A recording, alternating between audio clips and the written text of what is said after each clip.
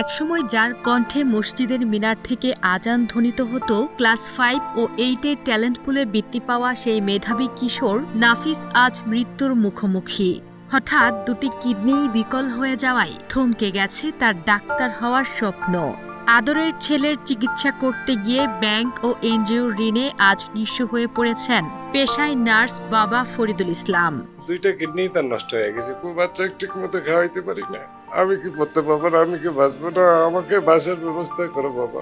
আমি বাঁচতে চাই, আমি সুস্থ হয়ে লেখাপড়া করতে চাই, লেখাপড়া করে বড় হয়ে একজন ডাক্তার হতে চাই।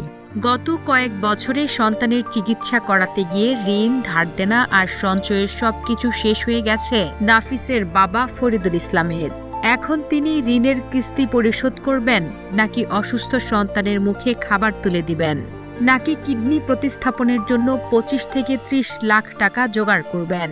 এই অবস্থায় দিশেহারা হয়ে পড়েছেন নাফিসের অসহায় বাবা। প্রতি মাসে ওকে ওষুধ কেনাতে দূরের কথা ভালো খাওয়াইতে পারি না। আমার মরতে ইচ্ছে করে, আমি বাবা হিসেবে বাচ্চা খাওয়াইতে পারি না সঠিকভাবে। রংপুর নগরের ধাপচিলকিভাটা এলাকার নাফিসের এই জীবনযুদ্ধ শুরু হয় 5 বছর আগে। হঠাৎ তীব্র পেট ব্যথা আর বমি নিয়ে হাসপাতালে ভর্তির পর জানা যায় তার দুটি কিডনি অকেজো। পেশায় নার্স বাবা ফরিদুল ইসলাম আদরের সন্তানের চিকিৎসায় নিজের স্থাবর অস্থাবর ও ঋণ করে এ পর্যন্ত খরচ করেছেন প্রায় 20 লাখ টাকা। চিকিৎসকের পরামর্শ অনুযায়ী নাফিসকে বাঁচাতে হলে জরুরি ভিত্তিতে করতে হবে কিডনি ট্রান্সপ্লান্ট, যার জন্য দরকার আরও 25 থেকে 30 লাখ টাকা, যা পরিবারটির জন্য এখন দুঃস্বপ্নের মতো। কিডনি ট্রান্সপ্লান্ট করতে তো 25 থেকে 30 লাখ টাকা লাগে, এই টাকা আমার কোনো বুদ্ধি নাই। এ অবস্থায় নাফিসকে বাঁচাতে দিশেহারা পরিবার।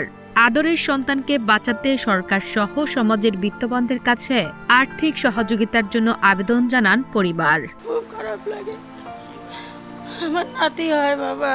আল্লাহ, দেশবাসীর কাছে আমার এতটুকু অনুরোধ, আমার নাতির জন্য আমি এতটুকু চাচ্ছি, তারা সাহায্যের হাত বাড়িয়ে দেওয়া আল্লাহর রহমতে আমরা দোয়া করবো তাদের জন্য।